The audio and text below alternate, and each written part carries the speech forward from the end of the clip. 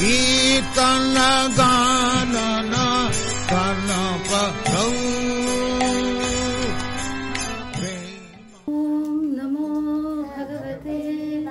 वासुदेवाय ॐ नमो भगवते वासुदेवाय ॐ नमो भगवते वासुदेवाय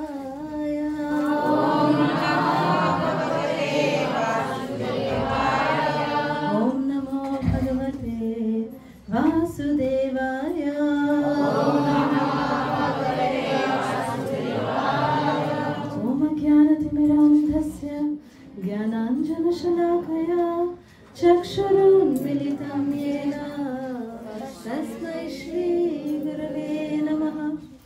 नमो विष्णुपदाय कृष्णपृष्ठाय भूतले श्रीमते राधानाथ स्वामिनिति नामिने। नमो विष्णुपदाय कृष्णपृष्ठाय भूतले श्रीमते जयपताका स्वामिनिति नामिने। नमो आचार्यपदाय निताय कृपाप्रदायिने गौरकथा कामदाय नगरग्रामतारिणे। नमो विष्णुपदाय कृष्णपृष्ठाय भूतले श्रीमते भक्तिवेदान्त स्वामिनिति नामिने। नमस्ते सरस्वती देवे गौरवाणी प्रचारिणे निर्विशेष शून्यवादी पाश्चात्य देशतारिणे। जय श्री कृष्ण चैतन्य प्रभु नित्यानंद श्री अद्वैत गदाधर श्रीवासदि गौर भक्तवृंद। हरे कृष्णा कृष्णा कृष्णा हरे हरे हरे राम राम राम हरे हरे। मुखं करोति वाचालं पङ्गुं लङ्घयते गिरिं यत्कृपातमहं वन्दे श्रीगुरो विजयतारिणं परमानन्दं माधवं श्रीचैतन्यमीश्वरम्। हरे कृष्णा। तो आज के আমরা শ্রী রাধা কৃপা কটাক্ষের দ্বিতীয় ভাগ আমরা আলোচনা করব। আবার একটা ডিসক্লেমার কে বাংলায় কি বলে?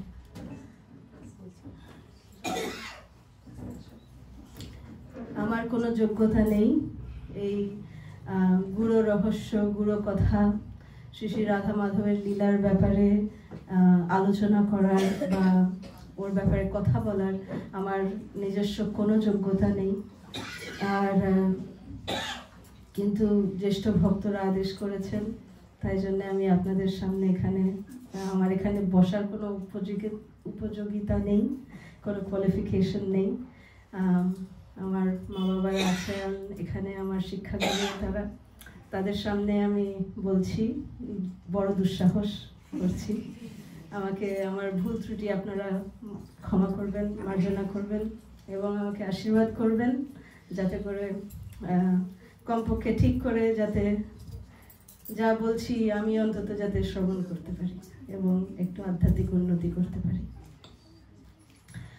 তো এই শ্রী রাধা কৃপা কটাক্ষ কালকে আমরা 6 নম্বর শ্লোক পর্যন্ত আমরা শ্রবণ করেছি।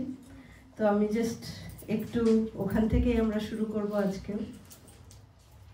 6 নম্বর শ্লোকে শিব ঠাকুর শ্রীমতী রাধারানীর খুব সুন্দর মধুর হাসি বর্ণনা করছেন।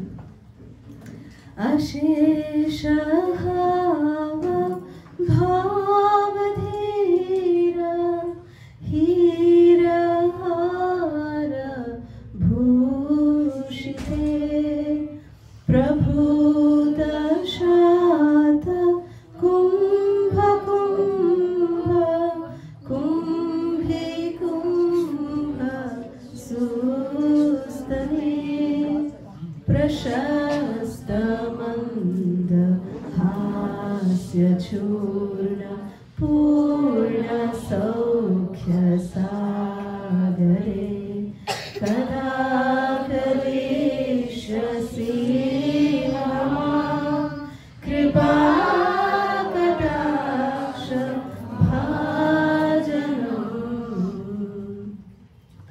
কথাকে শ্রবণ করলাম যে কিভাবে রাধাকুণ্ডে শ্রী শ্রী রাধা কৃষ্ণ একবার যখন ভ্রমণ করছিলেন তখন শ্রীমতী রাধারানী একটা চ্যালেঞ্জ দেন কৃষ্ণকে, আর কিভাবে কৃষ্ণ খুব সুন্দরভাবে খুব নিজের বাক্য মধুরতাতে কৃষ্ণ শ্রীমতী রাধারানীর আদেশ তিনি পালন করেছিলেন। এবং ওইটা শুনে শ্রীমতী রাধারানী খুব মধুরভাবে হেসেছিলেন, খুব মিষ্টিভাবে হেসেছিলেন। সেই হাসিটা শুনেই সেই সাধু বাবা বলেছিলেন, উনি বুঝতে পেরে গেছিলেন যে এই মধুর হাসি এই ত্রিভুবনে জগতে, আধ্যাত্মিক জগতে হোক ভৌতিক জগতে হোক, কোথাও ত্রিভুবনে এরকম হাসি শুধু একজনেরই আছে, সেটা হচ্ছে শ্রীজি ঠাকুরানী। তো শ্রীমতী রাধারানী এসে ওনাকে যখন কৃপা করলেন তখন শ্রীমতী রাধারানী, উনি অন্ধ ছিলেন, ওই যোগী বাবা উনি সাধু বাবা অন্ধ ছিলেন, তো যেই শ্রীমতী রাধারানী ওনাকে স্পর্শ করে ওনাকে তুললেন সেই ওই বাবার চোখ দৃষ্টি উনি ফিরে পেলেন আর শ্রী শ্রী রাধাকৃষ্ণের যুগল মূর্তি উনি দর্শন করলেন। তখন কৃষ্ণ একটা অভিযোগ জানালো, আরে বাবা আমি তোমাকে এত বললাম তুমি কি চাও কি চাও আমাকে বলো, আমি তোমাকে সেটাই দেব, আর তুমি তাও আমাকে বললে না, তুমি শ্রীজির কাছ থেকে তোমার ইচ্ছা কামনা তুমি পূর্তি করলে, আমিও তো করতে পারতাম। তখন এই বয়স্ক বাবা সাধু বাবা বলবেন যে আরে লালা তোমার কাছে চাইতে হয়, আমার স্বামীজি না চেয়েই আমাকে দিয়ে দিয়েছে। তো এখানে রাধারমণ মহারাজ বলেন একটা খুব সুন্দর কথা যে कृष्ण जो है, हिंदी वचन कृष्ण जो है कृपा के लिए तरसाते हैं, कृष्ण बहुत तरसाते हैं कृपा देने के लिए, बहुत तरसाते हैं। श्रीमती राधा रानी कृपा बरसाती हैं क्योंकि वो बरसाने वाली हैं। गौरव बरसाने वाली श्रीमती राधा ठाकुर रानी की जय। तो এইটাতে শ্রীল জীব গোস্বামী পাদ একটা খুব সুন্দর গোপী গীতের 8 নম্বর শ্লোক থেকে উনি এই লীলাটার ব্যাপারে উনি বর্ণনা করছেন। উনি বলছেন যে কৃষ্ণ, গোপীরা বলছেন যে কৃষ্ণর বাক্য মধুরতা এতই সুন্দর। হ্যাঁ, গোপীরা বলছে মধুরায়া গিরা বাগবাক্যয়া বুধমানয়া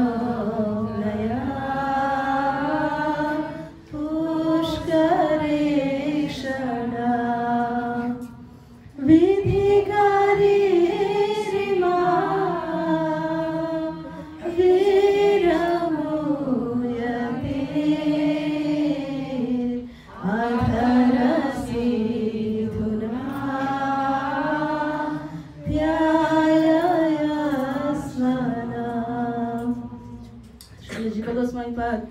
এই শ্লোকের মাধ্যমে এটা বোঝাচ্ছেন আমাদেরকে যে হ্যাঁ, কৃষ্ণের বচন, কৃষ্ণের বাণী খুব মধুর, কোনো সংশয় নেই, এটাতে কোনো সন্দেহ নেই।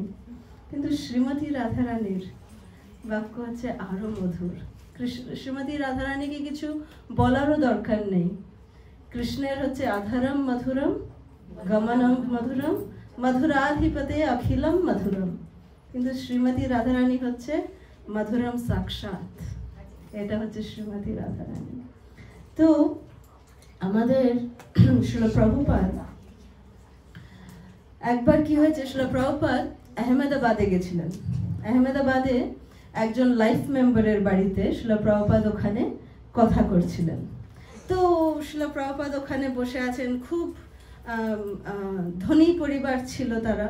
তো প্রভুপাদকে সুন্দর একটা ঝুলাতে, হ্যাঁ সুন্দর একটা ওদের গার্ডেন ছিল, খুব সুন্দর বাগানে একটা ঝুলাতে শ্রীল প্রভুপাদকে বসিয়েছে। শ্রীল প্রভুপাদ ওই ঝুলাতে বসে আছেন এবং শ্রীল প্রভুপাদ শুরু করেছেন বলতে, না জায়তে মৃয়তে বা কদাচিন নায়ম ভূতবা ভবিতা বা না ভূয়ঃ।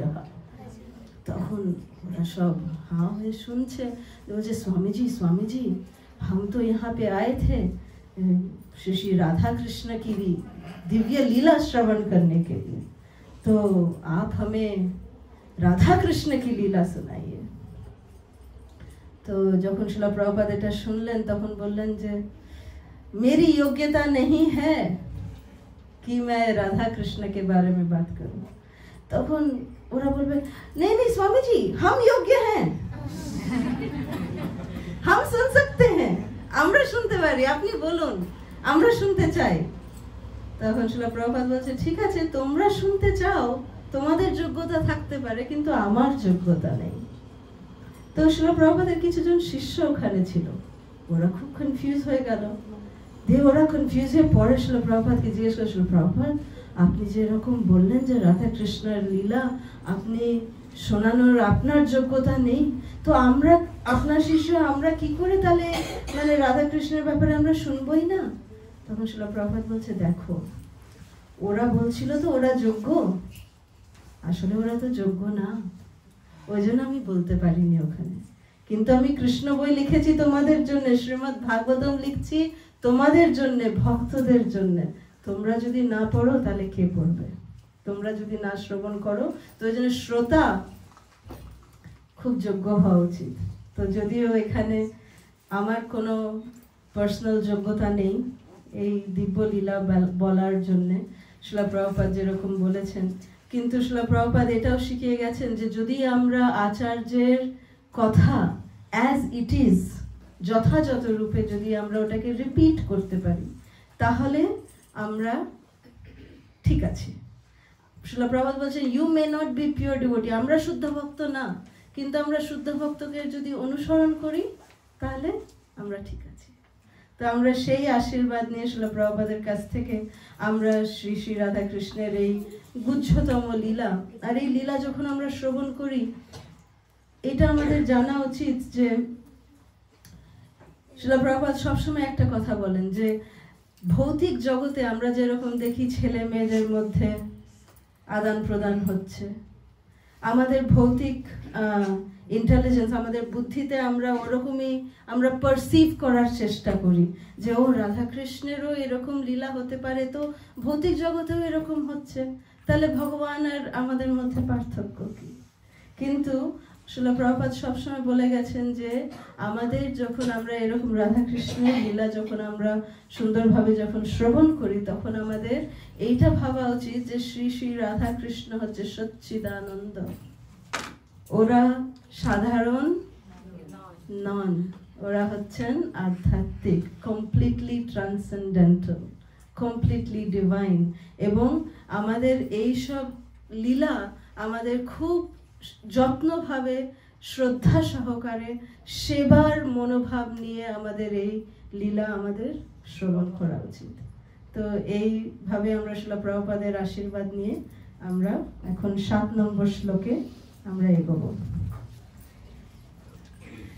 মৃণালবালা বল্লরী তরঙ্গরং বদোলতে লতাগ্রলাস্য লোচনীনা লোচনা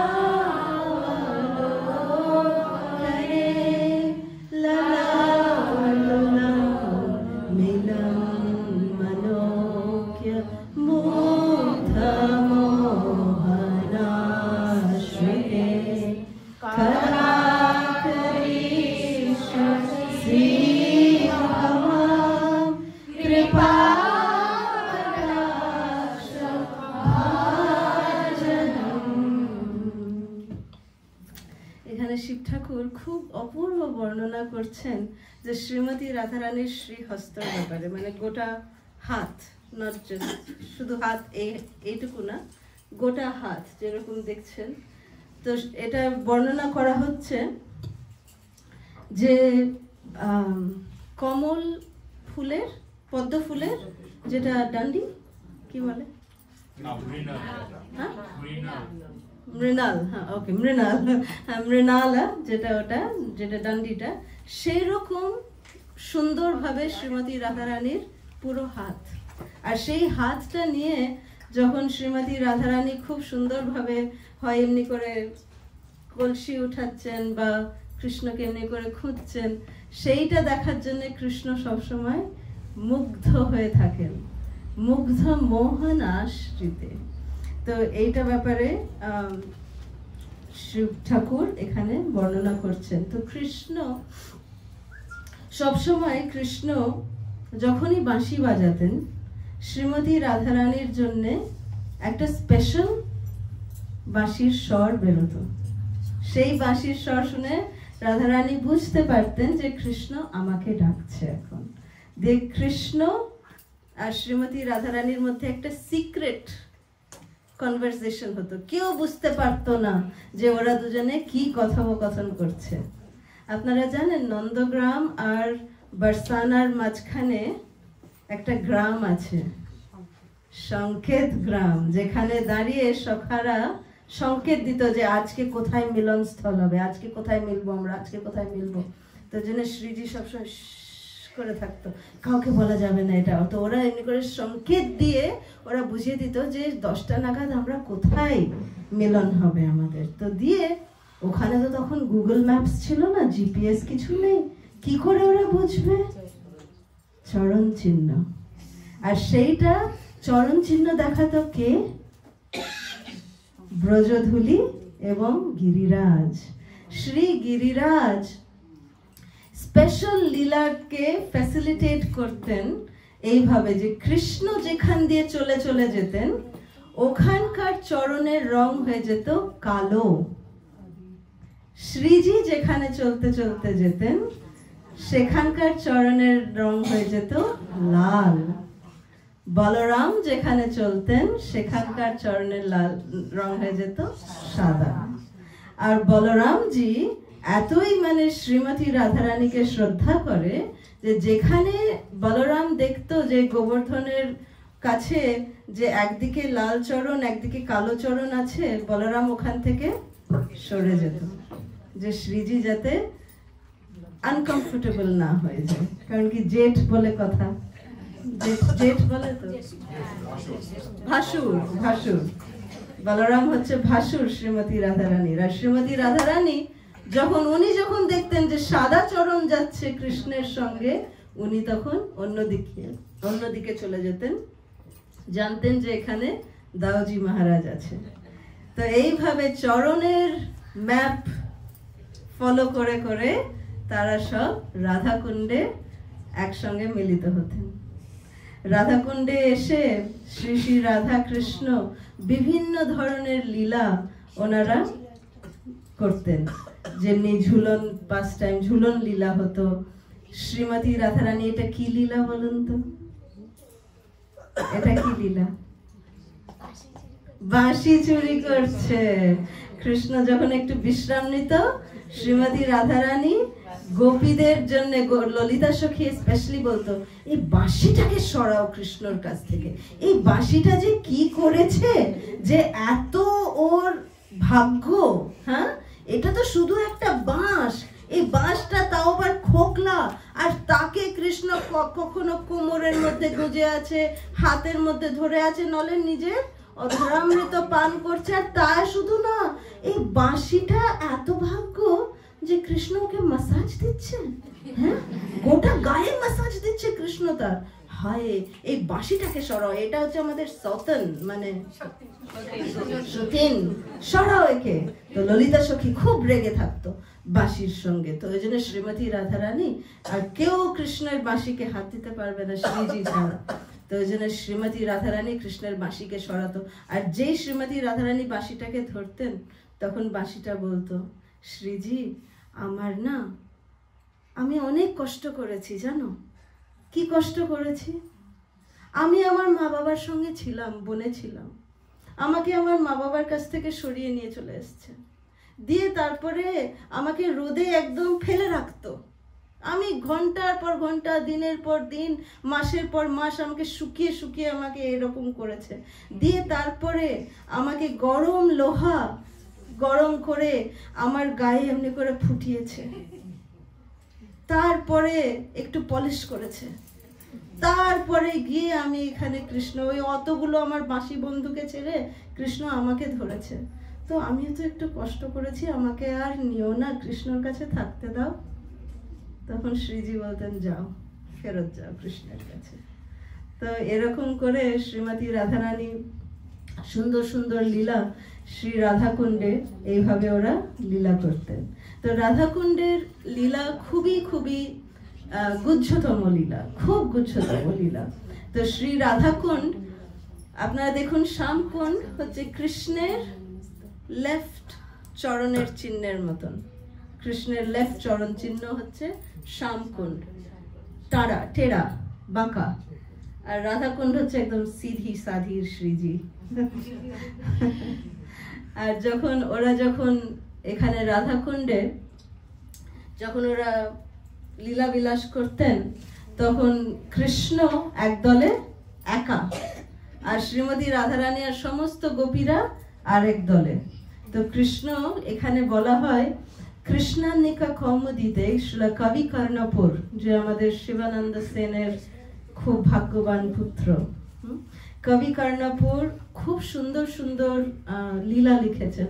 তো এই কৃষ্ণান্নিকা কৌমুদী বইতে এই রাধাকুণ্ডে হওয়া লোটাস ব্যাটল, মানে পদ্ম দিয়ে যুদ্ধ, শ্রী শ্রী রাধাকৃষ্ণের যুদ্ধ, এটা দেখিয়েছে, বর্ণনা করেছেন কবি কর্ণপুর। তো ওইটাতে উনি লিখছেন যে যখন কৃষ্ণ নিজের হাত থেকে যখন নীল কমল, দেখুন কৃষ্ণের কাছে সমস্ত নীল পদ্ম আছে, যখন নীল পদ্মটা নিয়ে যখন কৃষ্ণ শ্রীজির তরফে যখন ছুঁড়তো, যেই শ্রীজির কাছে গায়ে যদি লেগে যেত সেটা হয় গোলাপি নাহলে স্বর্ণ পদ্ম হয়ে যেত, ম্যাজিক। আর শ্রীমতী রাধারানী যখন নিজের কাছ থেকে গোলাপি বা স্বর্ণ পদ্ম নিয়ে যখন কৃষ্ণের তরফে ফেকতো, যদি কৃষ্ণের গায়ে যদি লাগে ওটা, তাহলে ওটা নীল পদ্ম হয়ে যেত। তো এইভাবে ওরা লোটাস ব্যাটল, আর যদি কেউ যদি না কৃষ্ণের বডিকে ছুতে পারে বা রাধারানীর বডিকে ছুতে পারে, তাহলে সেটা হলুদ রং হয়ে থেকে যেত। তো এইভাবে ওরা ব্যাটলের পয়েন্টস, মানে ব্যাটল যুদ্ধ যদি হয় তাহলে পয়েন্ট নেবে, তো কটা নীল হয়েছে, কটা গোলাপি হয়েছে, কটা সোনালি হয়েছে, এগুলো সব গুনে গুনে তখন কে জিততো, প্রত্যেক দিন কে জিততো, শ্রীজি জিততেন। প্রত্যেক দিন শ্রীমতী রাধারানী জিততেন। কারণ কি, রাধাকুণ্ডের একজন বিশেষ অধিকারী আছেন। রাধাকুণ্ডের একটা খুব সুন্দর গ্রোভ, মানে একটা নিকুঞ্জ আছে ওখানে, যেখানে অনঙ্গ মঞ্জরি ওখানে নিবাস করেন। অনঙ্গ মঞ্জরি হচ্ছে শ্রীজির নিজস্ব বোন, এবং সে হচ্ছেন বলরামের অংশ হচ্ছেন অনঙ্গ মঞ্জরি। যেহেতু বলরাম স্বয়ং এই মাধুর্য লীলাতে উনি আসতে পারেন না, উনি অনঙ্গ মঞ্জরির রূপে এখানে থাকেন। এবং অনঙ্গ মঞ্জরির সমস্ত নিজের, যে দেখছেন উনি জাদুয়ের ছড়ি একটা ধরে আছে, তো এই ছড়িটা দিয়ে সমস্ত পদ্মকে উনি গোলাপি করে দিতেন এবং শ্রীজিকে উনি সবসময় জিতিয়ে দিতেন। তো এটা হচ্ছে অনঙ্গ মঞ্জরি। জয় শ্রী অনঙ্গ মঞ্জরি কি জয়। দিয়ে তারপরে এত সব ব্যাটেল, একদম যুদ্ধ হওয়ার পরে সব খুব ক্লান্ত, দিয়ে শ্রীমতী রাধারানী নিজের হাতে এইভাবে ফল উনি মানে বানিয়ে উনি কৃষ্ণকে সার্ভ করতেন। তো আমরা যখন ফল কাটি তখন আমরা এমনি ফল কেটে নিলাম, থালায় সাজিয়ে দিলাম, হয়ে গেল। কিন্তু শ্রীমতী রাধারানী দেখুন এইভাবে ফল সাজাতেন। কৃষ্ণানিকা কৌমুদীতে এটার বিবরণ আছে যে এক একটা ফলের শেপ উনি শঙ্খের মতন, চক্রের মতন এরকম করে করে প্রত্যেকটা জিনিস একদম সুন্দরভাবে সাজিয়ে সাজিয়ে কৃষ্ণকে উনি খাওয়ান, নিজের হাতে কৃষ্ণকে উনি খাওয়ান। তো এইটা হচ্ছে এই শ্লোকের মাহাত্ম্য। নেক্সট 8 নম্বর শ্লোক। সুবর্ণমলে কাঞ্চিতা ত্রিরেখাতম কণ্ঠে ত্রিসূত্রমঙ্গলে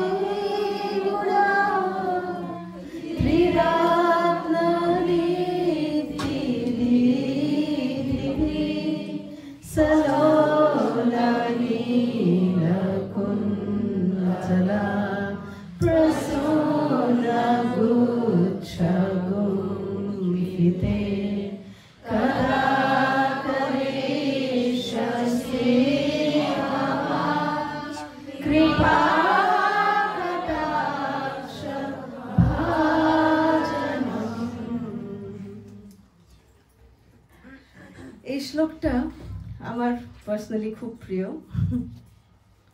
এখানে শ্রী শিব ঠাকুর এখানে বলছেন যে শ্রীমতী রাধারানী সবসময় খুব সুন্দর ফুল তিনি মাথায় সাজিয়ে রাখেন এবং গলায় ওনার ত্রিরেখা আছে, তিনটে, যেমনি শঙ্খে আমরা দেখি তিনটে রেখা আছে, তো শ্রীমতী রাধারানীর কণ্ঠ ওই শঙ্খের মতন তিনটে রেখা ওনার কণ্ঠে আছে, খুব সুন্দর ওনার কণ্ঠ। তো আর সবসময় গুচ্ছ গুম্ফিতে, মানে উনি ফুলের গুচ্ছ উনি সবসময় নিজের চুলে উনি ধারণ করে রাখেন। তো এই ত্রিরেখাতে কিছু মনে পড়ছে? কি মনে পড়ছে? দামোদর অষ্টকম কি জয়। এখানে দামোদর অষ্টকমে কোন শ্লোকে বলছে? দ্বিতীয় শ্লোকে কি বলছে? চোখ পিটপিট করছে, বলো বলো, কৃষ্ণ বলছে বলো তো দেখি কোন শ্লোকটাতে?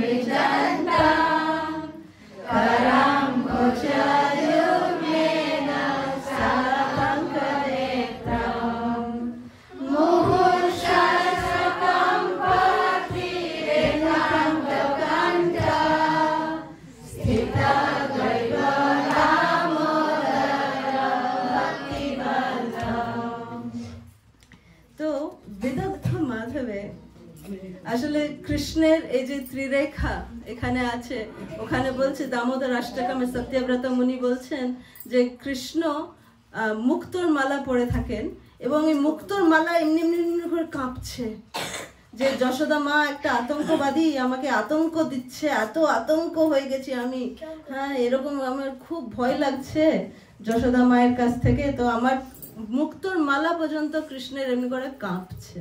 তো ওখানেও কৃষ্ণের কণ্ঠকে ত্রিরেখা কণ্ঠা বলে বর্ণনা করা হয়েছে। তো এখানে বিশ্বনাথ চক্রবর্তী ঠাকুর উনি বিদগ্ধ মাধবা উনি একটা গ্রন্থ লিখেছেন, খুব সুন্দর গ্রন্থ বিদগ্ধ মাধবে।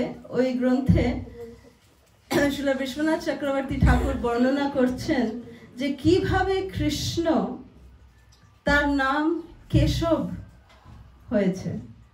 কেশব তো আছে যে হ্যাঁ কৃষ্ণ কেশিকে মেরেছে, তাই না, ঘোড়া যে রাক্ষস ছিল তাকে কৃষ্ণ মেরেছে, তাই জন্য তার নাম কেশব। কিন্তু যারা মাধুর্য ভক্ত, যারা স্পেশালি গৌড়ীয় সম্প্রদায়ের ভক্ত, তারা মহাপ্রভুর ধারায় যারা ভক্ত, তারা এইটা ভাবে যে কৃষ্ণের মতন শ্রীজির কেশ কেউ সামলাতে পারবে না। তো ওই জন্য যে কৃষ্ণ যে শ্রীমতী রাধারানীর কেশকে খুব সুন্দরভাবে সাজায়, সে হচ্ছে কেশব।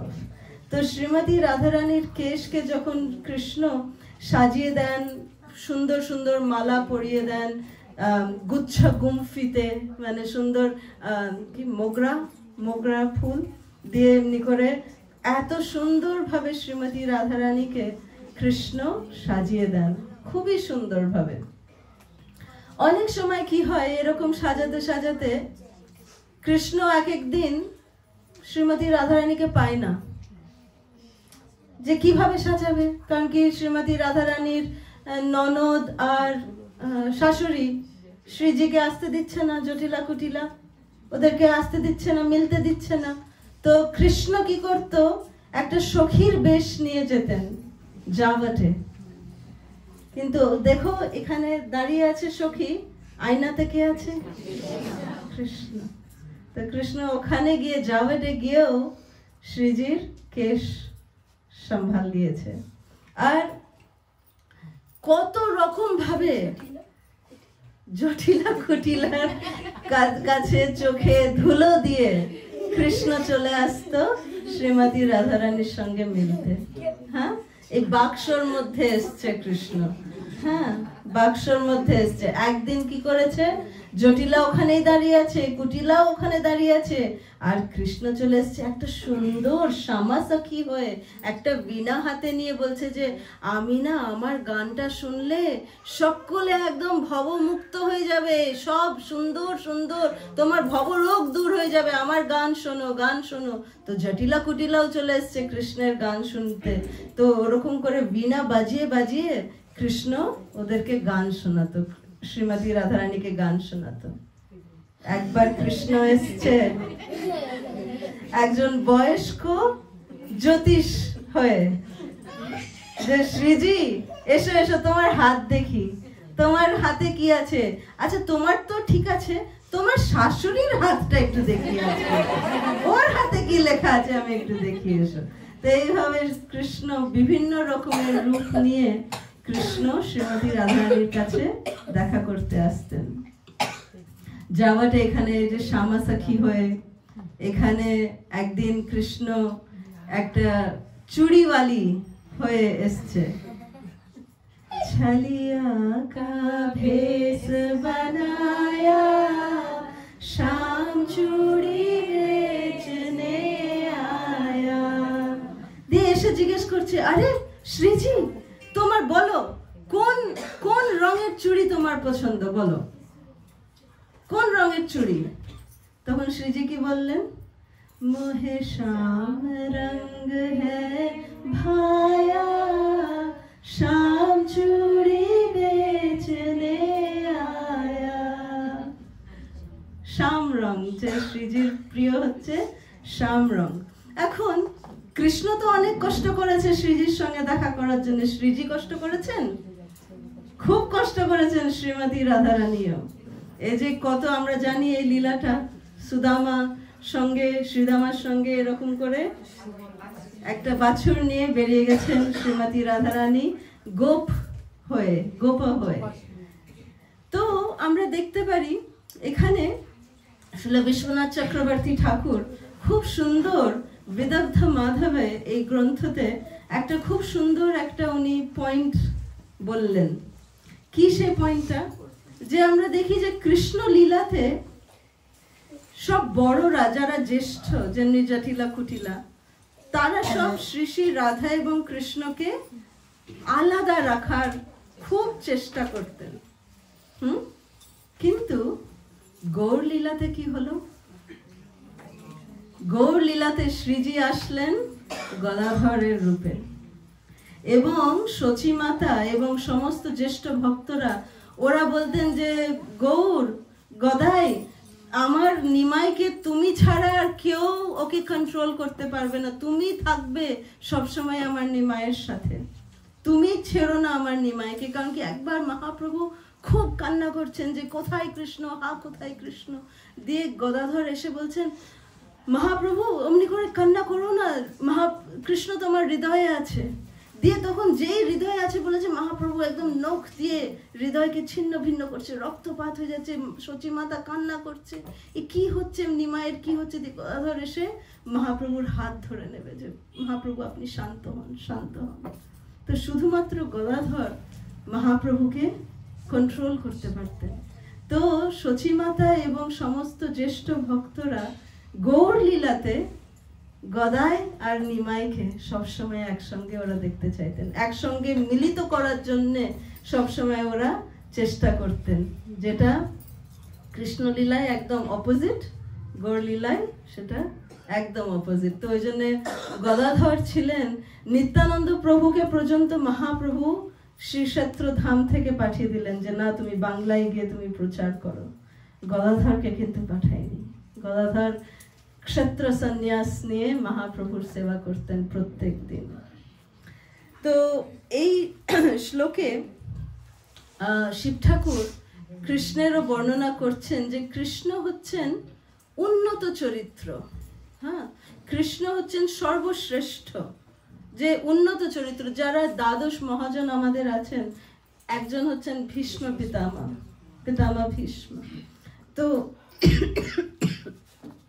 পিতামহ ভীষ্ম শ্রীমদ্ ভাগবতমের প্রথম স্কন্ধের 9ম অধ্যায়ের 10টা শ্লোক আছে, 11টা শ্লোক আছে, 32 থেকে 42। তো 32 থেকে 42 নম্বর শ্লোকে ভীষ্ম পিতামহ উনি ভীষ্ম স্তুতি করছেন। ওখানে উনি বলছেন যে উনি এস্টাবলিশ করছেন যে কৃষ্ণ কত উন্নত চরিত্র। পিতামহ ভীষ্ম হচ্ছেন আজন্ম ব্রহ্মচারী। হ্যাঁ, আজন্ম ব্রহ্মচারী নে আমরা বলি কার্তিক মাসে অর্ঘ্য দান করি আমরা তাকে, কিন্তু পিতামহ ভীষ্ম তিনি কৃষ্ণের উন্নত চরিত্রের ব্যাপারে উনি বর্ণনা করছেন এই ভীষ্ম স্তুতিতে। তো প্রথম দুটো শ্লোক আমি পাঠ করব। ভীষ্ম স্তুতিতে বলছেন পিতামহ ভীষ্ম, ভীষ্ম উবাচ ইতিমতিরূপকল্পিতা বিতৃষ্ণা ভগবতি সাত্বত পুঙ্গবে বিভুম্নে स्वसुखमुपगते क्वचिद् विहर्तुं प्रकृतिमुपीयुषीयाद्भव प्रवाह। এখানে এই শ্লোকে পিতামহ ভীষ্ম বলছেন যে আমি আমার কায় মোর বাক্য দিয়ে আমি শ্রীকৃষ্ণের শরণাগত নিচ্ছি। ইতিমতি রূপকল পিতা তৃষ্ণা, সবকিছু দিয়ে আমি কৃষ্ণের শরণাগত নিচ্ছি, শরণাগত হচ্ছি। দিয়ে পরের শ্লোকেই উনি কৃষ্ণের খুব সুন্দর রূপের বর্ণনা করছেন। তো আপনারা ছবিগুলো দেখবেন, যদি আপনাদের ভাল লাগে। এইভাবে কৃষ্ণের বর্ণনা ভীষ্ম পিতামহ করছেন। ত্রিভুবন কমলম তমালবরণম রবিকর ঘোরবরাম্বরম দধানে वपुरलककुलवृताननाब्जं विजयसखेरतिरास्तु मे अनबाध्या। যে কৃষ্ণ হচ্ছে তমাল বর্ণা, এত সুন্দর ওনার মুখমণ্ডল, এবং কৃষ্ণর চরিত্রর বর্ণনা উনি করছেন যে একদম উন্নত চরিত্র কৃষ্ণের। নিজে নৈষ্ঠিকী ব্রহ্মচারী হয়ে কৃষ্ণের উন্নত চরিত্রের উনি বর্ণনা করছেন। অনেকে বলে না ও কৃষ্ণ তো এরকম করেছে ওরকম করেছে, কিন্তু পিতামহ ভীষ্ম কৃষ্ণের উন্নত চরিত্র, নিজে নৈষ্ঠিকী ব্রহ্মচারী হয়ে উনি কৃষ্ণের উন্নত চরিত্রের উনি বর্ণনা করছেন। তো কৃষ্ণ একবার খুব দুঃখ পেয়েছিলেন। কেন? যে জটিলা কুটিলা সবসময় শ্রীমতী রাধারানীকে খুব কষ্ট দেয়, এবং শ্রীমতী রাধারানীর ব্যাপারে না জানে কি কি এক এক সময় বলতে থাকে। তো শ্রীমতী রাধারানীর চেষ্টিটি, সতীত্বতা এস্টাবলিশ করার জন্য, প্রমাণ করার জন্য কৃষ্ণ একদিন একটা লীলা উনি করলেন। কি সেই লীলা? জল আনার লীলা। তো উনি বললেন যে যে সব থেকে ব্রজের মধ্যে যে সব থেকে সতী নারী হবে, আমার মাথায় একটু যন্ত্রণা আছে। বলরাম শুধু জানতো এই লীলাটার ব্যাপারে। বলরামকে কৃষ্ণ একদম বললো দাড়ি টাড়ি পরে চলে এসো, তুমি ডাক্তার সেজে এসো, বৈদ্য সেজে এসো, আর তুমি বলো যে যে সব থেকে সতী নারী হবে এক্সেপ্ট ফর মা। হ্যাঁ, যশোদা মা যদি চলে আসে তাহলে তো পুরো প্ল্যান ফেল। তো বলবে যে মা হতে পারবে না, যশোদা মা না, অন্য যে কোনো মানে মহিলা ব্রজে যে সব থেকে সতীত্ব যার আছে, সে যদি একটা কলসি যার মধ্যে 1000খানা ছেদ আছে, সেই ছেদে যদি সে জল নিয়ে আসতে পারে, যে সেই জলে আমার যদি মাথায় উনি দেয়, তাহলে আমার মাথা যন্ত্রণা চলে যাবে। তো বলরাম এটা করলো। দিয়ে তখন কেউ আর আগে আসতে চাইছে না। প্রথমে জটিলা আসলো, আমি যাবো, আমি খুব সত্যি আমি যাব। দিয়ে যেই জটিলা গেছে, জল ভরেছে, ফুস করে সব পড়ে গেছে। দিয়ে কুটিলাও গেছে, সব পড়ে গেছে। দিয়ে ওরা বললো ঠিক আছে শ্রীজি তুমি যাও। যে শ্রীমতী রাধারানী যেই গেলেন যমুনাতে জল ভরলেন, সুন্দরভাবে দুটো কলসিতে সুন্দরভাবে জল নিয়ে আসলেন, একটা বুঁদ পানি পড়ল না।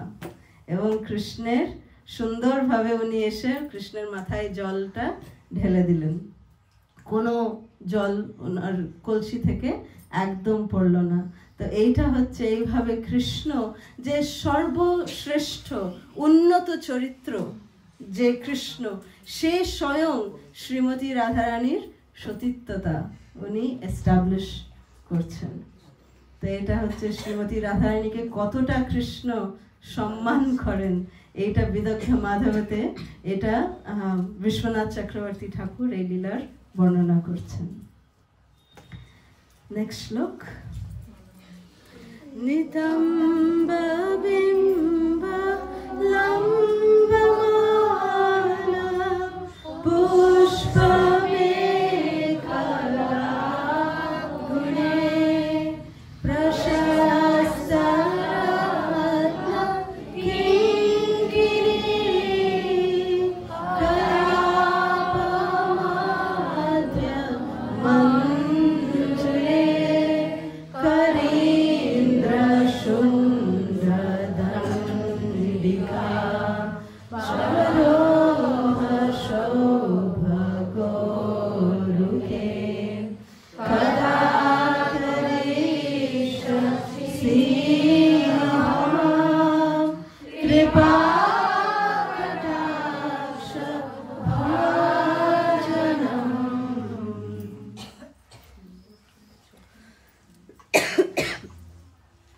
তো এইটার শ্লোকে, এই শ্লোকে শিব ঠাকুর বর্ণনা করছেন যে শ্রীমতী রাধারানী সবসময় ফুলের গয়না উনি ধারণ করেন, ফুলের মুকুট, ফুলের চূড়া, ফুলের কপালের মালা, মাথার মালা, এত সুন্দরভাবে।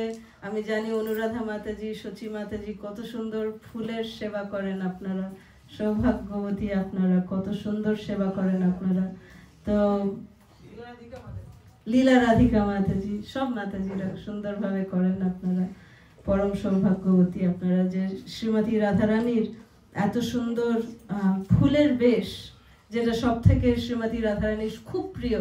শ্রীমতী রাধারানী গয়না পছন্দ করেন না, উনি পছন্দ করেন ফুলের গয়না, উনি পছন্দ করেন। ওই জন্যে ব্রজগীত একটা আছে, फूलों में सज रहे हैं श्री वृंदावन बिहारी और साथ सज रही है वृषभान की दुलारी।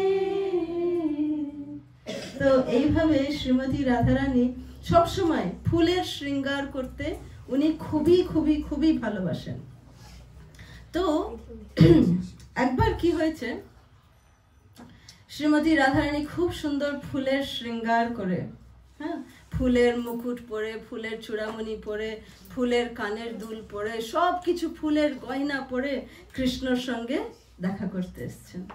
নন্দগাঁওয়ের বরসানা থেকে একটু জাস্ট দূরে, একটু দূরে বরসানা থেকে উনি দেখা করতে এসেছেন শ্রীমতী রাধারানী। আর কৃষ্ণ শ্রীমতী রাধারানীকে দেখে বলছে, হা রাধে, আজকে কি অপূর্ব লাগছে দেখতে তোমাকে, তুমি সুন্দর এত ফুলের শৃঙ্গার করে এসছো, দারুণ লাগছে তোমাকে দেখতে। তো নিজের পাশে বসিয়েছেন শ্রীজি ঠাকুরানীকে।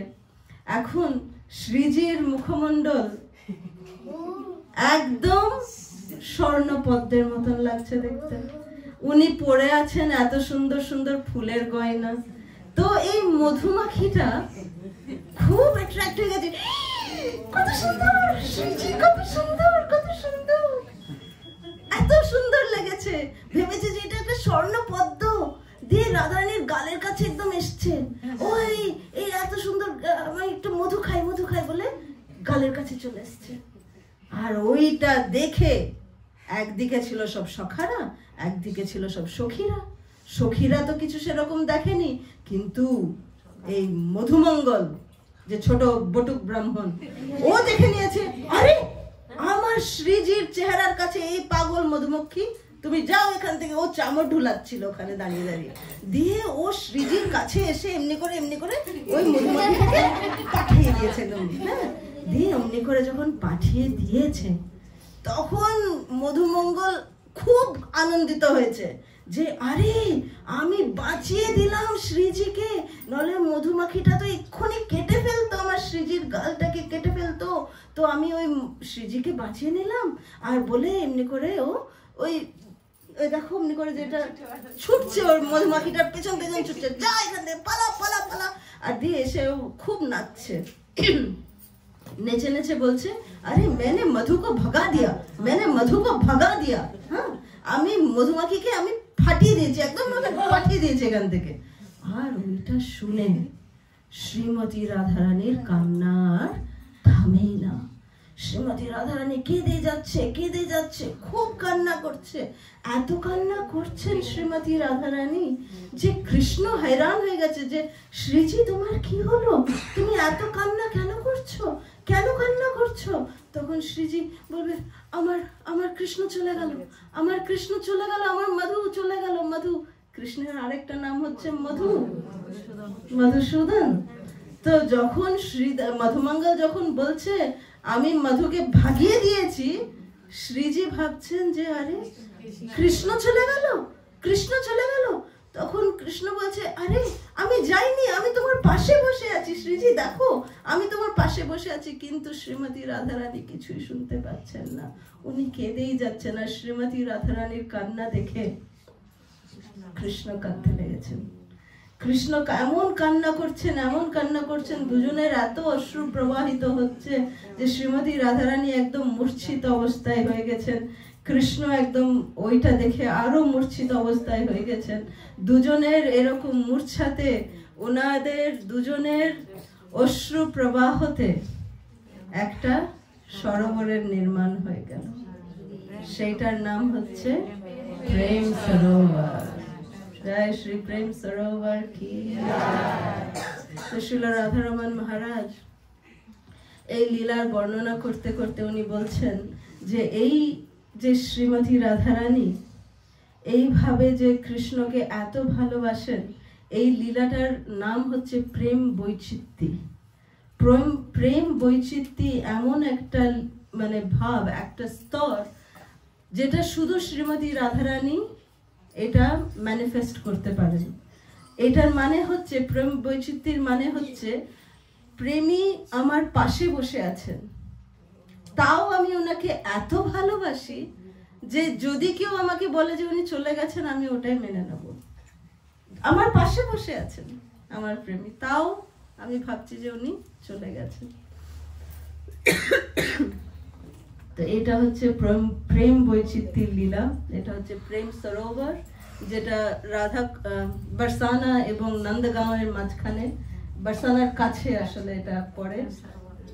প্রেম সরোবর শ্রী রাধা কৃষ্ণের প্রেমাশ্রু দ্বারা নির্মিত শ্রী শ্রী প্রেম সরোবর কি জয়, প্রেম বৈচিত্র্য কি জয়। নেক্সট শ্লোক। अनेक मंत्र नाद मंजु नूपुरारवस्कला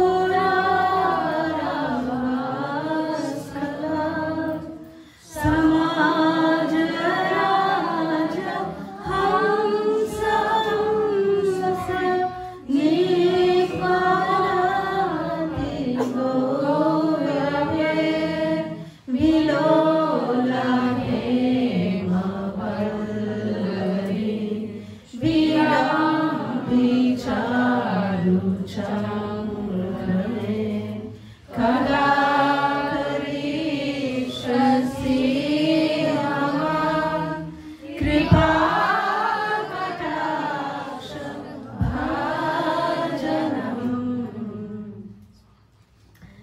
এটা শিব ঠাকুর এখানে শ্রীমতী রাধারানীর চরণের ব্যাখ্যা করছেন।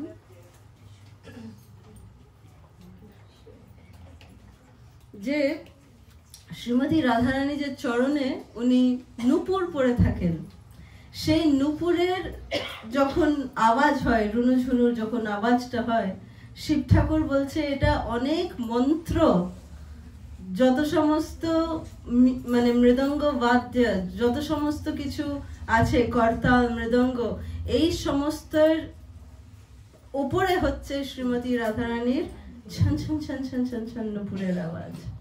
এটা হচ্ছে এই শ্লোকের মেন তাৎপর্য।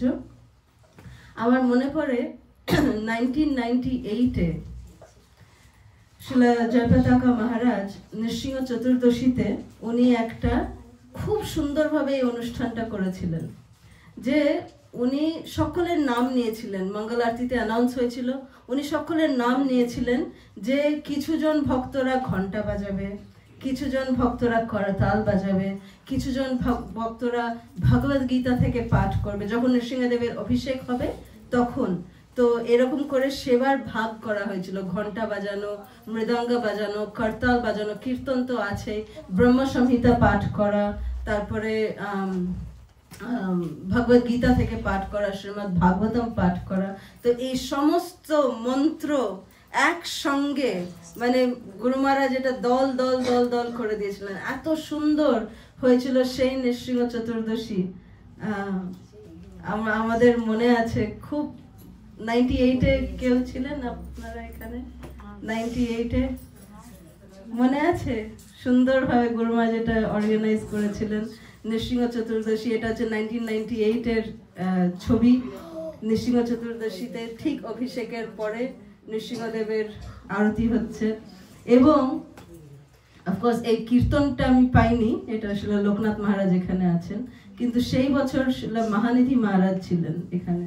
তো মহানিধি মহারাজের খুব সুন্দর কীর্তন, কিন্তু এরকম কীর্তন এত সুন্দরভাবে উনি গুরু মহারাজ অর্গানাইজ করেছিলেন যে এত সব একসঙ্গে সব আওয়াজ কীর্তন নৃসিংহদেবের অভিষেকের সময় এটা হবে, এত সুন্দর লাগছিল সেই পরিবেশটা।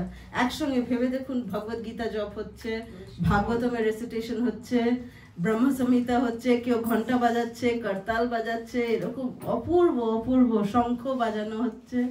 খুব সুন্দর হয়েছিল সেই নৃসিংহ চতুর্দশী। তো আমরা এখানে এখন শ্রীমতী রাধারানীর ব্যাপারে আমরা আলোচনা করছি। তো আমি ভাবলাম আপনাদেরকে একটা সুন্দর একটা লীলা শ্রবণ করাই। যে আমরা সকলে জানি যে গোস্বামীরা, ষড গোস্বামীরা এবং তার আগে লোকনাথ গোস্বামী, তারা সব মহাপ্রভুর আদেশে তারা ব্রজে গেছিলেন, এবং সমস্ত বিগ্রহ যেমনি রাধা বিনোদ বা মদন মোহন, গোবিন্দ দেব, গোপীনাথ, শ্যামসুন্দর, এরা সব এসছিলেন, প্রকট হয়েছিলেন, কিন্তু তাদের সঙ্গে কি রাধারানী ছিলেন? না, ওরা একা একা এসছিলেন। মদন মোহন একা ছিলেন, গোবিন্দ দেব একা ছিলেন, দামোদর একা ছিলেন, শ্যামসুন্দর, শ্রীমতী রাধারানীর হৃদয় থেকে ওই শ্যামসুন্দর বিগ্রহ উনি দিয়েছিলেন স্বয়ং শ্যামানন্দ পণ্ডিতকে।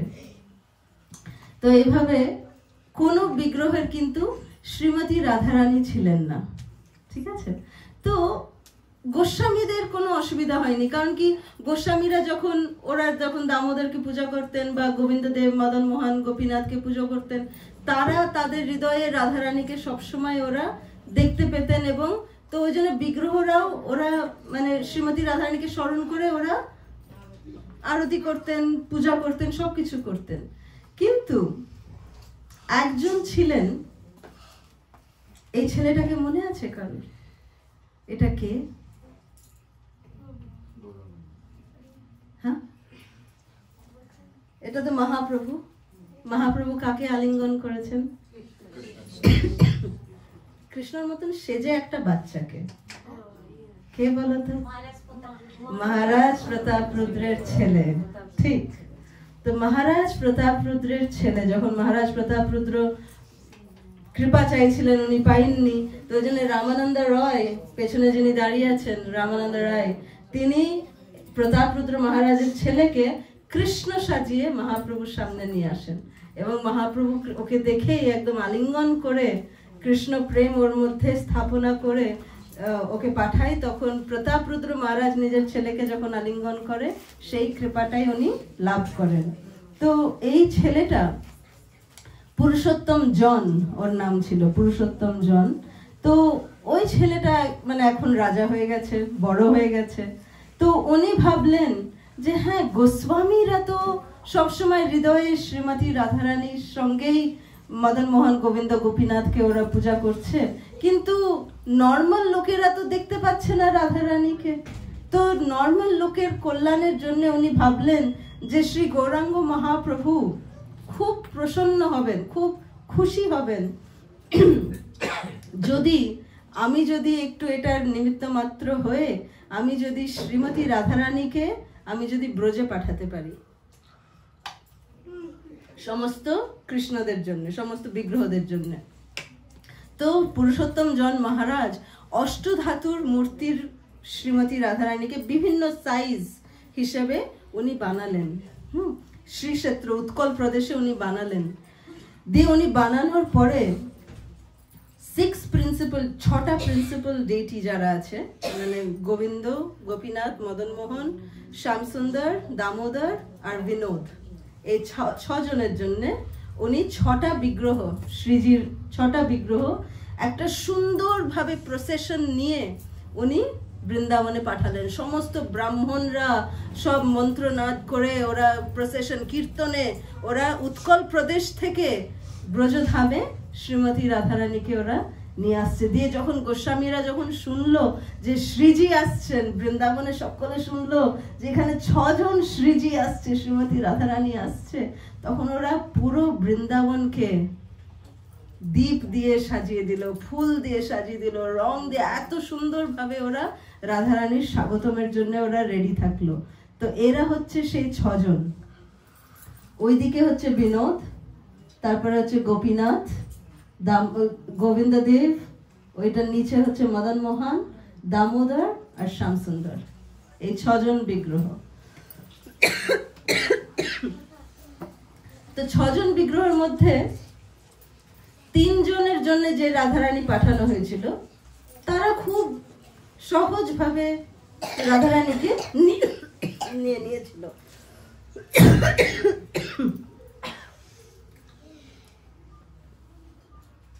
কিন্তু মদন মোহন, গোবিন্দ আর গোপীনাথ, এদের 3 জনের একটু বিশেষ লীলা হয়েছিল। প্রথম লীলা করলেন মদন মোহন।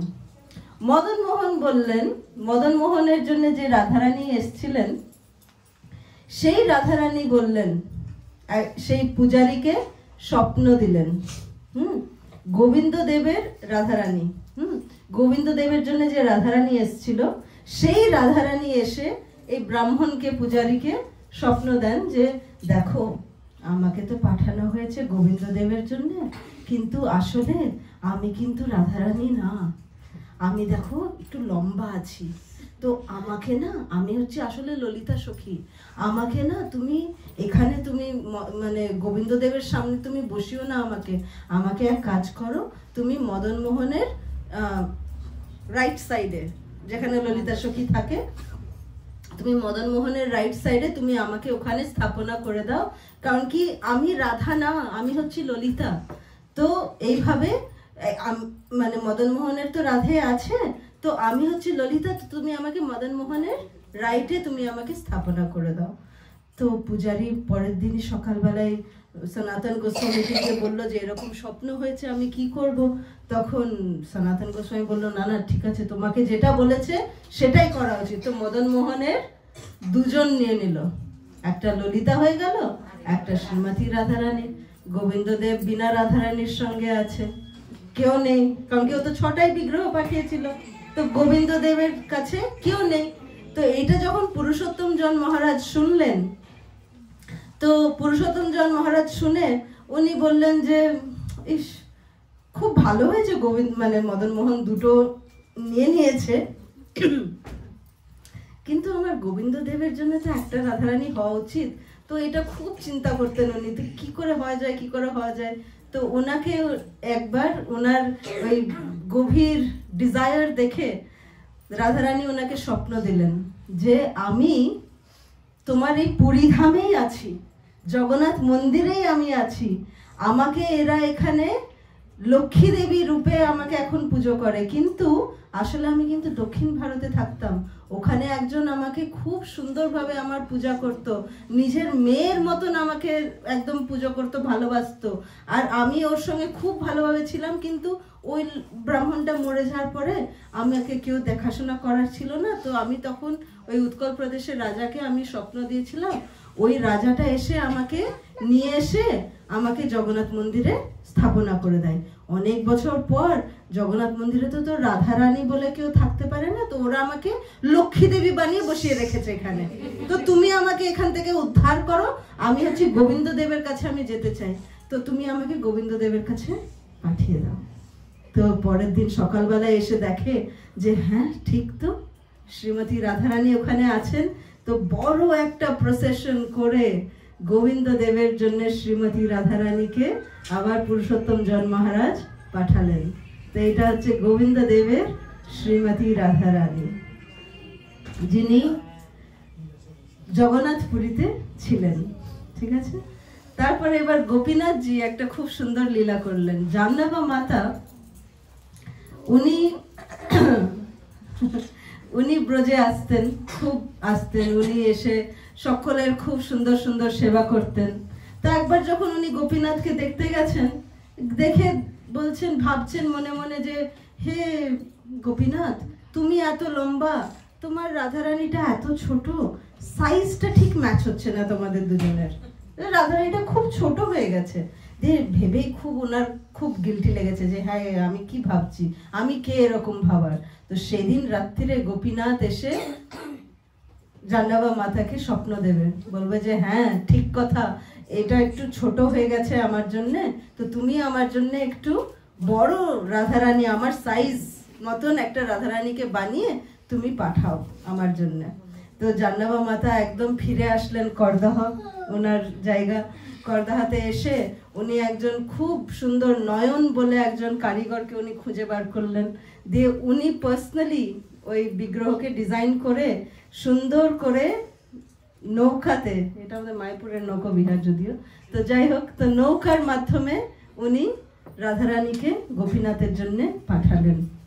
তো যখন পাঠালেন তখন নরোত্তম দাস ঠাকুর, শ্রীনিবাস আচার্য, ওরা সব খুব সহযোগিতা করেছিলেন, যারা জাহ্নবী মাতার শিক্ষাগুরু, উনি ছিলেন শিক্ষাগুরু ওদের। তো এইভাবে শ্রী গোপীনাথের জন্য রাধারানী জাহ্নবী মাতা পাঠালেন। তো যে ছোট রাধারানী যে ছিল তার কি হলো, সে তখন চলে আসলো এই দিকে, ডান পাশে চলে আসলো, গোপীনাথের এই দিকে চলে আসলেন, কিন্তু উনি ছিলেন ললিতা না। কিছু বছর পরে যখন জাহ্নবী মাতা কামিয়াবানে যখন আসলেন, উনি কামিয়াবানে থাকতেন শেষ জীবনে, একবার কামিয়াবানে উনি গোপীনাথের সেবা করে যখন ফিরে যাচ্ছিলেন, গোপীনাথ ওনার শাড়ির আঁচল ধরে ওনাকে টেনে নিয়েছিলেন। তো টেনে নিয়ে ওনার এই দিকে উনি ওনাকে স্থাপনা করেন। তো এই জন্য এই বিগ্রহকে বলা হয় অনঙ্গা রায় গোপীনাথ, অনঙ্গা রায় কানাই।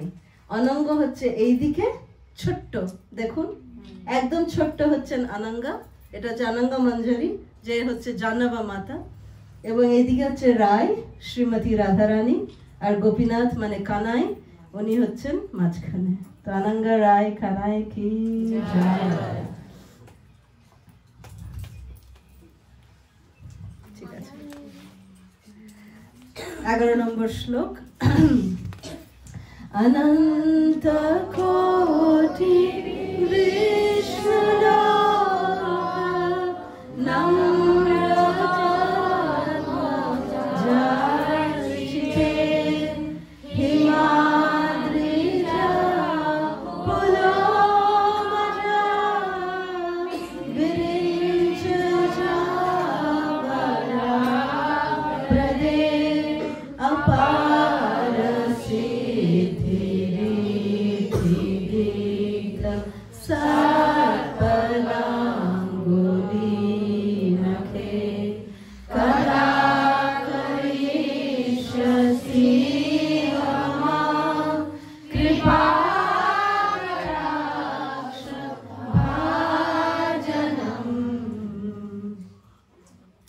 এই শ্লোকটাও মানে আমি পার্সোনালি প্রত্যেক দিন এই শ্লোকটা আমি জপ করি, জপ করার আগে, শুরু করার আগে। কারণ কি এই শ্লোকটা আমাদের গুরু মহারাজ বলেন এই শ্লোকটা হচ্ছে ম্যাজিক্যাল শ্লোক, এটা হচ্ছে একটা ম্যাজিকের শ্লোক। কেন ম্যাজিক এক্ষুনি বলছি। তো এখানে শিব ঠাকুর বলছেন যে হে রাধে, তোমাকে ব্রহ্মা তোমার আরাধনা করেন, তোমাকে সহস্র কোটি বৈষ্ণবরা তোমার চরণ বন্দনা করে, তো তোমার কৃপা কটাক্ষ আমাকে তুমি কবে প্রদান করবে? তো পার্বতী, সচী, সরস্বতী এরা সকলে তোমার চরণ বন্দনা করেন। ইভেন ব্রহ্মা, তো ব্রহ্মা আমরা জানি যে বর্ষানা হচ্ছে ব্রহ্মার ম্যানিফেস্টেশন। হ্যাঁ, ব্রহ্মা হচ্ছে বর্ষানার পর্বত হচ্ছে ব্রহ্মা। নন্দগ্রামের কে? নন্দীশ্বর মহাদেব। আর বিষ্ণু গিরিরাজ গোবর্ধন লাল কি জয়। তো এখানে কৃষ্ণকে বলা হচ্ছে যে কৃষ্ণ, গোপীরা গাইছেন কৃষ্ণ যখন জঙ্গলে যেতেন উনি গরুদের পেছন পেছন যেতেন। হ্যাঁ, তৃণচরানুগম, উনি তৃণচরদের অনুগামী হয়ে উনি যেতেন। প্রণত দেহিনা পাপকর্ষণম তৃণচরানুগম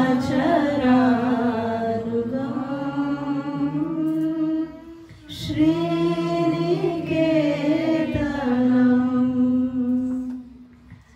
ফণিফণার্পিতম তে পদাম্বুজম ক্রিয়কুচেষুনা কৃধিরিচ্ছয়ম। গোপীরা বলছেন যে কৃষ্ণ তুমি তৃণচরদের তুমি অনুগামী, আমরা কার অনুগামী? শিলা প্রভুপাদের অনুগামী। কৃষ্ণ হচ্ছে তৃণচরানুগা, আমরা হচ্ছি প্রভুপাদানুগা। হ্যাঁ, তো এইভাবে আমরা শিলা প্রভুপাদের নির্দেশ আমরা পালন করার চেষ্টা করি আমাদের জীবনে। এবং সেই কৃষ্ণ যে মানে গোপীরা বলছেন যে এই কালিয়া নাগ তোমার চরণকে চাইনি, কিন্তু তুমি তোমার চরণ কালিয়া নাগের ফণে তুমি অর্পণ করেছো, তো সেই চরণ আমাদেরকে তুমি দেবে না কৃষ্ণ? সেই চরণ দুখানি তুমি আমাদের বক্ষস্থলে রাখো। এইভাবে গোপীরা এই শ্লোকেও গোপী গীতে ওরা বর্ণনা করছে।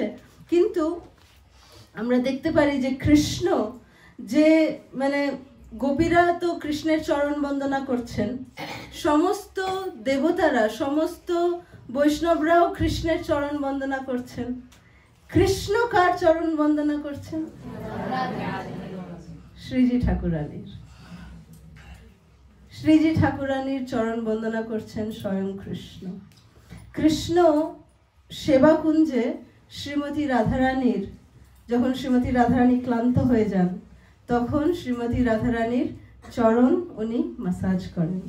তো শ্রীকৃষ্ণ শ্রী রাধা দাস্য শেখান, নিজের এক্সাম্পল, নিজের উদাহরণ দিয়ে, নিজের এক্সাম্পল দিয়ে কৃষ্ণ শেখান যে আমাদেরকে কিভাবে রাধা দাসী হতে হওয়া উচিত, আমাদেরকে শ্রীমতী রাধারানীর চরণ বন্দনা আমাদের কিভাবে করা উচিত।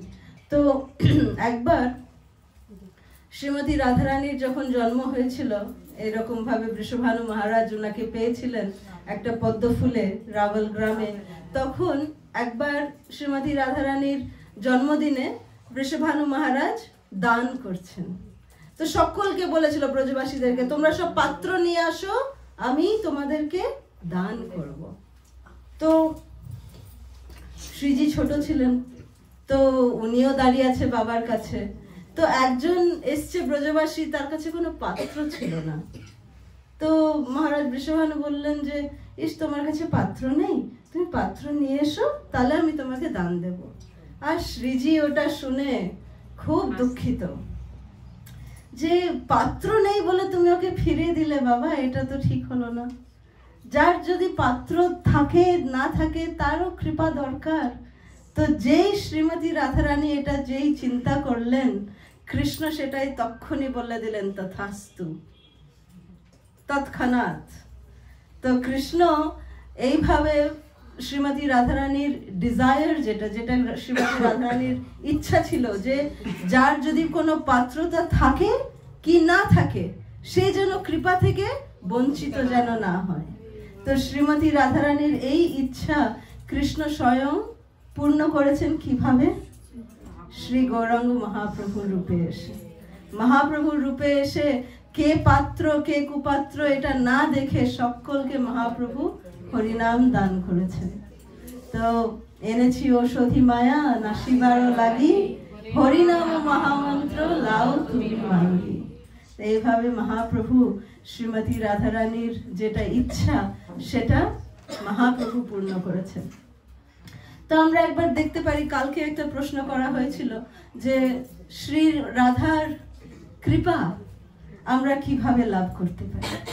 তো এখানে শ্রী জীব গোস্বামী এই শ্লোকের মাধ্যমে উনি এটা বোঝাচ্ছেন, এবং এখানে উনি একটা লীলার বর্ণনা করেন যেটা আমরা সকলে নিশ্চয়ই জানি। রূপ গোস্বামী পাদ উনি যখন জপ করতেন, তো আমরা যখন জপ করি তখন কি হয়, আমাদের শুধু শ্রবণ করতে হয়, কিন্তু রূপ গোস্বামীর শ্রবণ এতই উন্নত ছিল যে কৃষ্ণের নাম রূপ গুণ লীলা, যেটা চতুর্থ যেটা লীলা, উনি লীলাটা স্বয়ং দর্শন করতে পারতেন। ওনার নাম এতই শুদ্ধ ছিল। তো রূপ গোস্বামী একবার জপ করছেন, তো কৃষ্ণর লীলা উনি দেখছেন সাক্ষাৎ জপ করার সময়। তো কি লীলাটা ছিল, যে শ্রীমতী রাধারানী কদম্ব ফুল তুলছেন।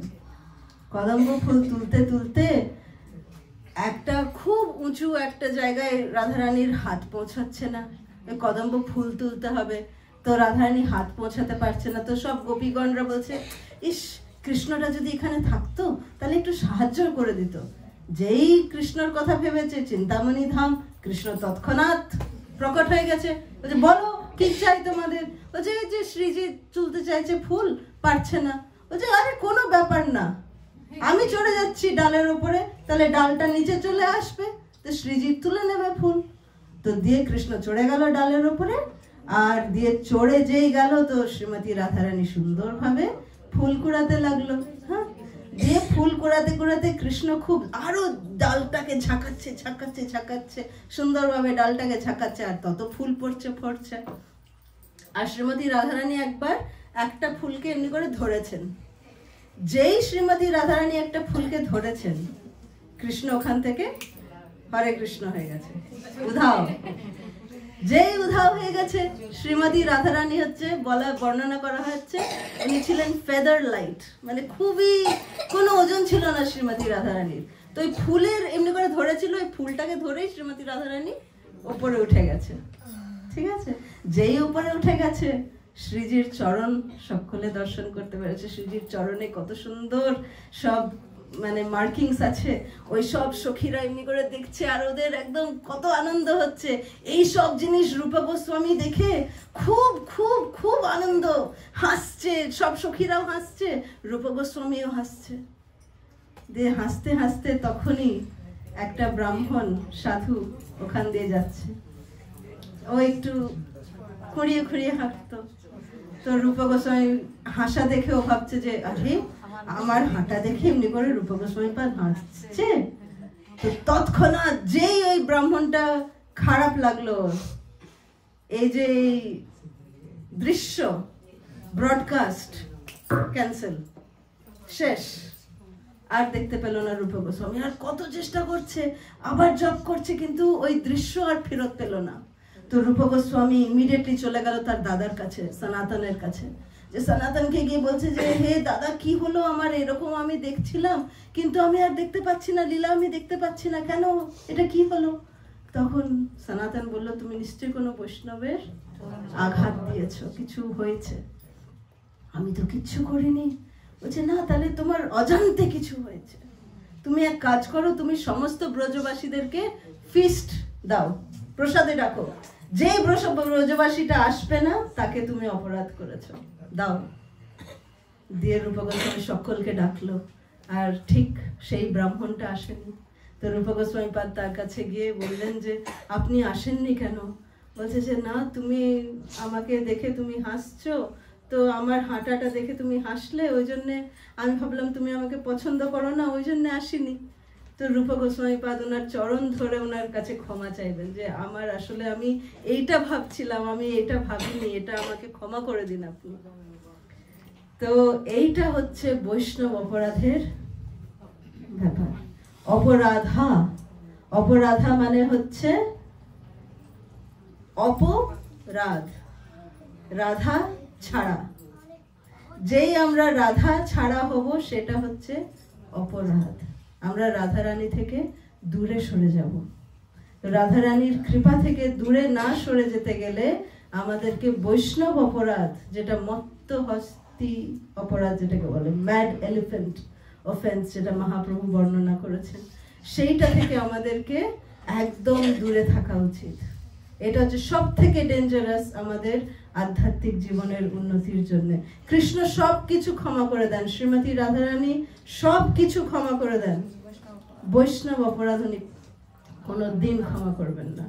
তো এইটার জন্য আমাদের শ্রীমতী রাধারানীর শরণাগত হতে হয়, যাতে করে শ্রীমতী রাধারানীর চরণে যাতে আমরা ওনার ভক্তদেরকে আমরা যেন কোনোদিনও যাতে দুঃখিত না করি। কেউ ভক্ত জানতে অজান্তে যাতে আমাদের কোনো কার্যে যাতে কেউ যেন অসন্তুষ্ট না হয়, এইটা আমাদের খেয়াল রাখা উচিত। এইভাবে আমরা শ্রীমতী রাধারানীর কৃপা লাভ করতে পারবো। অন্তিম শ্লোক। মখেশ্বরী ক্রিয়েশ্বরী স্বধেশ্বরী সুরেশ্বরী ত্রিবেদ ভারতীশ্বরী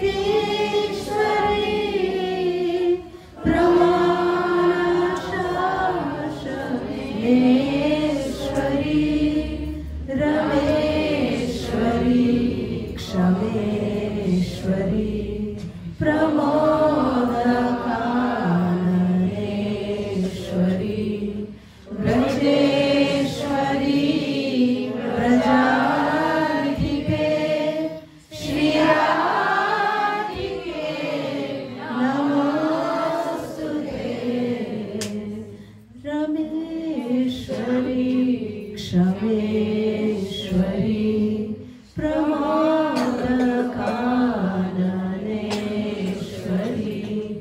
ब्रजेश्वरी ब्रजाधिके श्रीराधिके नमोस्तुते। এই শেষের শ্লোকে একটা জিনিস আমি বলতে ভুলে গেছি, যে কেন আমি 11 নম্বর শ্লোকটা আমি রোজ জপ করি। আমাকে একবার কি হয়েছিল, শ্রী জয়পতাকা মহারাজের, তো আমরা সকলে ব্যাস পূজাতে আমরা হোমেজ কি বলে শ্রদ্ধাঞ্জলি, হ্যাঁ শ্রদ্ধাঞ্জলি আমরা লিখি। তো গুরু মহারাজের রাধাষ্টমীর দিনে গুরু মহারাজের সন্ন্যাস দিবস, তো সেই দিনও আমরা শিলা গুরু মহারাজকে আমরা একটা করে শ্রদ্ধাঞ্জলি আমরা দিই। আর সেই দিন আমি কিছু না কিছু রাধারানীর ব্যাপারে কিছু না কিছু একটা সুন্দর করে লেখার চেষ্টা করি প্রত্যেক বছরে। তো আমার মনে আছে যে গুরু মহারাজের এরকম হওয়ার পরে 2008-এ এটা হওয়ার পরে আমি 2011-তে গুরু মহারাজকে যে শ্রদ্ধাঞ্জলিটা লিখেছিলাম, সেটাতে আমি এই 11 নম্বর শ্লোকটা আমি কোট করে লিখেছিলাম যে গুরুদেব, আমি আপনার জন্য প্রার্থনা করছি প্রত্যেক দিন যে শ্রীমতী রাধারানীর যেটা পদাঙ্গুলি নখে, ওনার নখ, ওনার চরণের মানে নখ হচ্ছে মিস্টিক্যাল, ম্যাজিক্যাল। ওনার চরণের নখ, যে ওনার চরণের নখ এতই ম্যাজিক্যাল, এতই সুন্দর যে যা আমরা প্রার্থনা করি সেটা শ্রীজি ওটা পূর্ণ করে দেন। তো ওইভাবে আমি লিখেছিলাম যখন, তো গুরুদেব লিখেছিলেন, ওটার উত্তরে আমাকে দিয়েছিলেন যে খুব ভালো, তুমি এরকম প্রার্থনা করতে থাকো প্রত্যেক দিন, আর আশা করি যে শ্রীজি তোমার কথা শুনে আমাকে একদিন হাঁটতে পারবো আমি। এই 11 নম্বর শ্লোকটা সেদিন থেকে আমি রোজ পাঠ করার চেষ্টা করি। তো এই শ্লোকটা মখেশ্বরী, ক্রিয়েশ্বরী, স্বদেশ্বরী, সুরেশ্বরী। তো এখানে শিব ঠাকুর এই শেষ শ্লোকে উনি শ্রীমতী রাধারানীর কৃপা, উনার করুণা, এইটা উনি প্রদর্শন করছেন যে কত মানে করুণা আছে শ্রীমতী রাধারানীর মধ্যে। করুণা কার মধ্যে থাকতে পারে? যে ক্ষমেশ্বরী হতে পারে, যে ক্ষমা করতে পারে, তার মধ্যেই করুণা থাকতে পারে। একটা কথা আছে ইংলিশে, what is the meaning of love? প্রেমের মানে কি? মানে হচ্ছে যে আনলিমিটেড ফরগিভনেস ইজ লাভ। মানে যে আনলিমিটেডলি যে আমাদেরকে ক্ষমা করতে পারবে, সেটাকে বলা হচ্ছে প্রেম। তো এটার পরিভাষা হচ্ছে প্রেম শ্রীমতী রাধারানীর। আর শ্রীমতী রাধারানী হচ্ছে ব্রজেশ্বরী, উনি হচ্ছেন ব্রজের রানী। এবং আমরা যখন জপ করি, একবার শিলা গৌরাঙ্গ প্রেম মহারাজ, এখন মহারাজ, উনি যখন প্রভু ছিলেন, একবার আমার মনে আছে মা আমাকে এই কাহিনীটা শুনিয়েছিলেন। তো একবার গুরু মহারাজের কাছে উনি গেছিলেন, গৌরাঙ্গ প্রেম প্রভু। তো উনি জপ করছিলেন বসে বসে, তখন গুরু মহারাজ সুস্থ। তো গুরু মহারাজ জিজ্ঞেস করলেন, গৌরাঙ্গ প্রেম, তোমার কাছে কোনো অনুভূতি আছে, তোমার কোনো রিয়েলাইজেশন আছে, আমাকে বলো। তো গৌরাঙ্গ প্রেম মহারাজ খুব বিনম্রভাবে বলছেন, গুরু মহারাজ, আমরা যে জপ করছি, এই জপ হচ্ছে রাসলীলার মতন, আমরা রাসলীলাতে অংশগ্রহণ করছি গুরু মহারাজ। তো গুরু মহারাজ এমনি করে চোখ বড় হয়ে গেল। তো গুরু মহারাজ বলছে, আচ্ছা কিভাবে বলো? তো তখন গৌরাঙ্গ প্রেম প্রভু, তখন উনি মহারাজ তখন উনি দেখালেন, এটা হচ্ছে কৃষ্ণ। তো আমরা কৃষ্ণকে স্পর্শ নিয়ে প্রত্যেকটা গোপীর কাছে যাচ্ছি। তো আমরা কৃষ্ণকে নিয়ে, কৃষ্ণের স্পর্শকে নিয়ে প্রত্যেকটা গোপীর কাছে যাচ্ছি। তো এমনি করে 108টা সখীর কাছে আমরা যাচ্ছি। তো রাসলীলা হলো কিনা? হলো কিনা? তো এই জপ করার মাধ্যমে আমরা রাসলীলাতে অংশগ্রহণ করছি। গুরু মহারাজ বললেন, এটা শুনে অপূর্ব রিয়েলাইজেশন। তো সেদিন থেকে আমাদের এটা মানে অনুভূতি যে হ্যাঁ, আমরা যে জপ করছি, এটা শ্রী গৌরাঙ্গ মহাপ্রভু এবং গুরু মহারাজের কৃপায় আমাদেরকে রাসলীলাতে আমরা অংশগ্রহণ করার সুযোগ পাচ্ছি। তো এই যে এই সেবাকুঞ্জে একবার শ্রীমতী রাধারানী খুব ক্লান্ত হয়ে গেছিলেন রাসলীলার পরে। রাসলীলার পরে উনি ক্লান্ত হয়ে যাওয়ার পরে, এটা বিশ্বনাথ চক্রবর্তী ঠাকুর এই লীলার বর্ণনা করছেন। এইটা উনি একটা গ্রন্থ লিখেছেন যেটার নাম হচ্ছে স্বপ্ন বিলাস।